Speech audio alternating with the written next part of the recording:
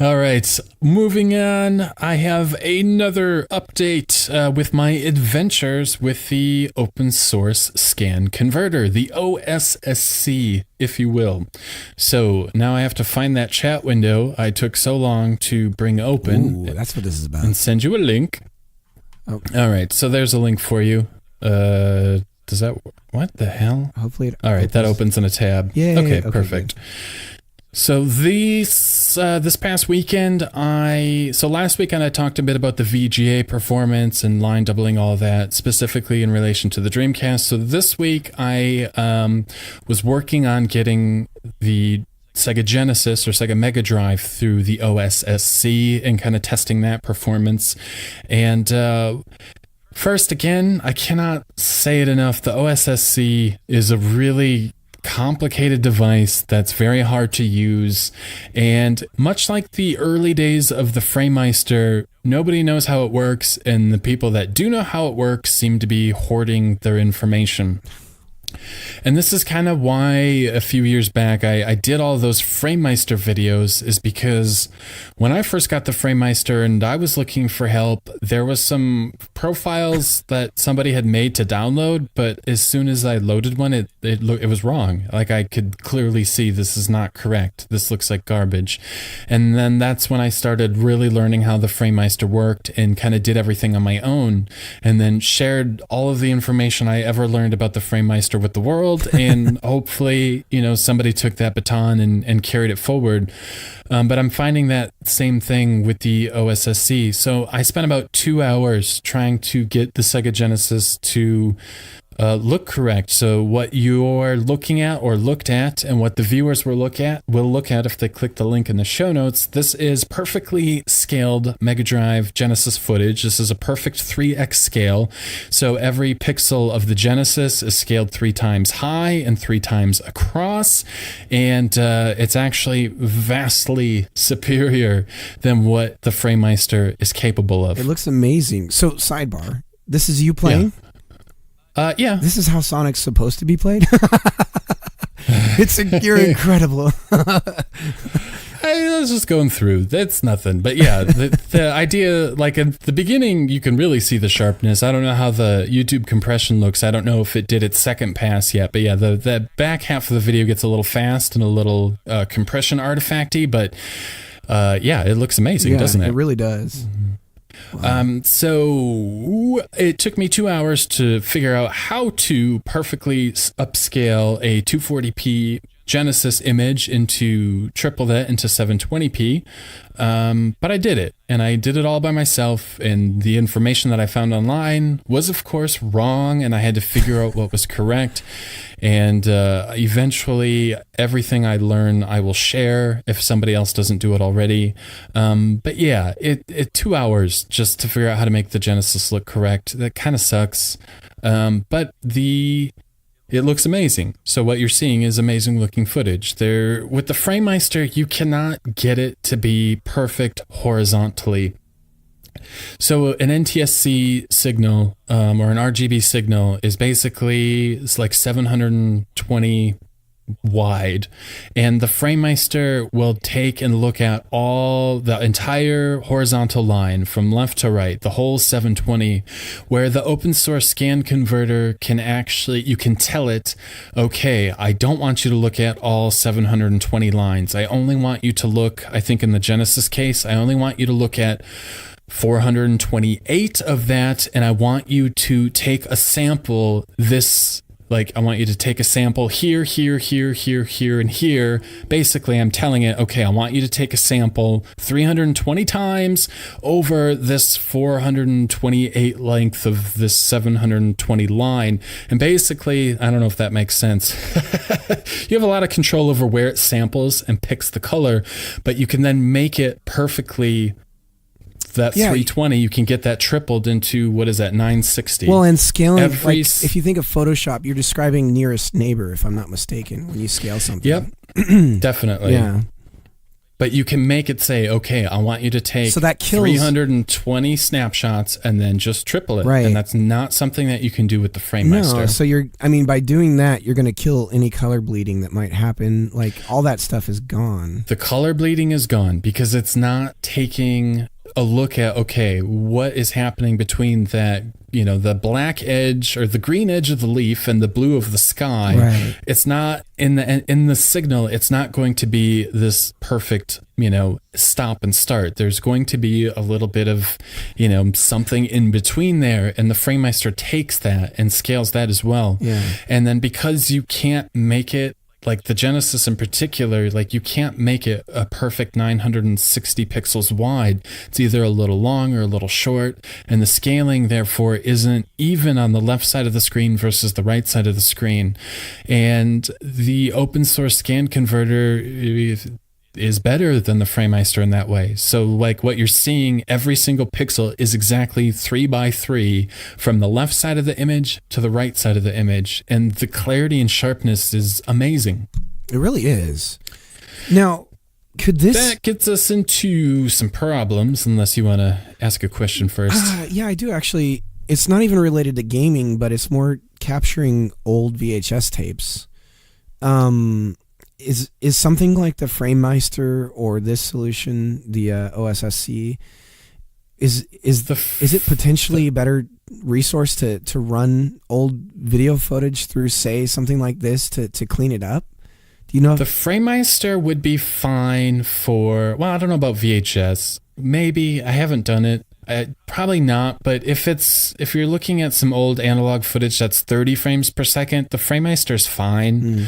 But when you're looking at movies that are 24 frames per second, the FrameMeister can't do the 2x3 pull down to grab those 24 frames, because it's not meant for films. So if you were looking at digitizing films or movies that are 24 frames per second, the FrameMeister is okay, and I've shown footage of Laserdisc footage through the FrameMeister. It's fine, but it's not as good as it should be. And for that, you'd want something like one of the DVD-O products that can do that 3x2 pull down, grab those 24 frames per second, and actually make every frame of film, it's a frame. So the FrameMeister doesn't do 2x3, so sometimes you're going to get the image from one frame, half of it, and then half the image from the next frame combined into a frame that doesn't exist. Yeah. So no. And I think, I don't want to go on that. But unless it was home movies, that are 30 frames per second, then the FrameMeister would be fine. Yeah. Okay. Sorry. So the biggest problem with so that sounds great. The footage looks pretty sharp. It looks better than any video of the Genesis I've ever done. Yeah. It looks amazing. The problem is that the 720p mode on the OSSC is not up to spec, and I cannot actually record that 720p footage with my Elgato game capture. So I can take that, hook it up to right direct to my television, and it looks stunning. Same with the 5x scaling at 1080p, it's stunning. It looks like an emulator. It literally is emulator sharp. It's mind-blowingly good. Right. But not every TV can actually display it because it's slightly off spec. And that means not every game capture device can grab that footage because it's slightly off spec. So what you're seeing is that beautiful emulator perfect image having to go through the FrameMeister to recondition the sync. I was just going to say, so that I could record it. Oh, that's funny. That was going to be my suggestion, but that's how you got the footage in the first place. Mm-hmm. Oh, man. So I'm the only person I trust on the internet with upscaling profiles, video capture is Michael. He was a guest on the show. He is the Retropolis Zone on YouTube. He is the only person I trust when it comes to sharing FrameMeister information. And so we looked at all of the different things that I did with the OSSC, and he had some ideas and some tests, but no matter what I did, I could not get the FrameMeister to not screw with the image. So the perfect scaling, the 3x3, every pixel is a 3x3 square, that the FrameMeister doesn't mess with. But if I take a frame of video and blow it up in Photoshop, which is how I look at how these devices work, the FrameMeister, even if you shut everything off, it still adds a little bit of edge enhancement. So if I blow up the footage in Photoshop, I will see between green and blue, there is a little like bit of black. If I look between, any two colors, something in the FrameMeister cannot be disabled, and it adds a little bit of edge enhancement, which drives me nuts. And then I don't know what else it's doing, but like if you look at the white, like on the score, for example, if I blow that up in Photoshop, it is not pure white. There'll be a 3x3 block that's a little slight blue tint. The next block might be a slight yellow tint. It's not perfect. And I know for a fact what's coming out of the OSSC is pretty much emulator perfect, and it bums me out when I feed that through the FrameMeister. One of the chips in there is still doing some processing, and that kind of sucks. So the FrameMeister will fix whatever the OSSC outputs if you need that functionality. However, it messes with the signal. Man. So what are you using for capture? An Elgato HD. Okay. So this is like a 5 or 6 year old device at this point. But yeah, it can't see, it cannot accept what the OSSC is outputting, but my TV does, which is good because I originally bought the OSSC not to use in my video chain, although now looking at how amazing it is, I will probably... How could you not? I might be wanting a second one. But yeah, the compatibility issues of the OSSC, as of right now, the current firmware, not every TV will work with the amazing 720p and 1080p capabilities. Not every capture card will work with these capabilities. So that means if you're a YouTuber or a streamer, that's a problem. And yeah, that kind of sucks. So, I mean, the OS in it is open source, right? Yep. So, but is there an official there's official caretaker to the hardware side of it. Like there's the seller or a creator of the hardware. Is that? I'm not super sure. I believe the guy that writes the firmware is the guy that made the hardware, I believe. I'm not super familiar with the history, though. Yeah, depending on how open the community is and this developer, you may be able to just shoot him an email and say, look, this is amazing, and don't get into the whole... Oh, it's widely known. If you go on the forums, there's lists of compatible displays, lists of compatible video cards. Yeah, it shouldn't be that way. So what sucks even worse is, I'm a Mac user, for reasons that wouldn't make sense to a Windows user. There's a limited amount of capture devices that actually have software for the Mac. So like there's a Hauppauge device that works with the 720p mode that I would love, but it doesn't have Mac software. And I think it's a Magwell.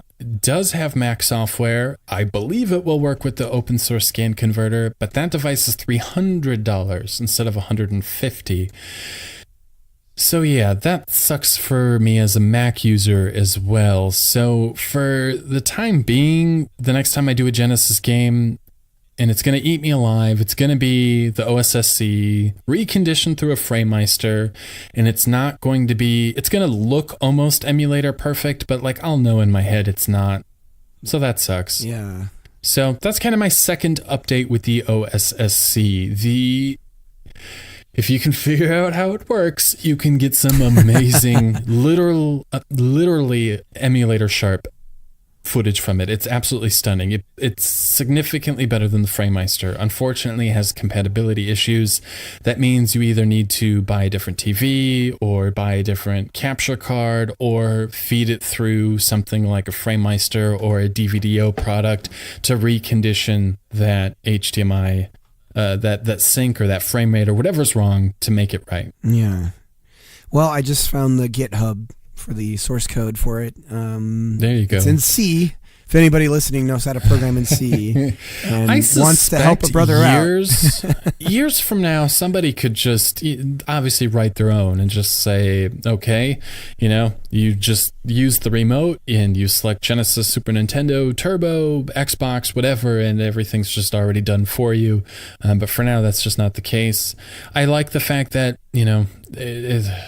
right now, today, it's only been out for a year or two, I'm an early adopter. The people that know and understand it, I don't feel like are sharing their information very well, or I'm just not finding it. But yeah, I can see over the next, few months, I'm going to be doing a lot of this all by myself. But someday I will have an OSSC review, and it will be great because I will understand it all. But check out this footage. There'll be a link in the show notes. It's an unlisted video, so you won't be able to find it with a YouTube search. Go to implantgames.com, click on episode 124, and the link to my OSSC will be a hyperlink, and you'll see, honestly, complaints aside, with the FrameMeister adding a little bit of edge enhancement, it looks amazing, doesn't it? It really does. And I'm just now appreciating one of the totems in the back of what's the first Spring Hill? Is that what is it? Green Hill. Green Hill. Oh gosh, I'm gonna get heat for that. But it has a hear no evil, see no evil, speak no evil totem in the background, which I've never noticed.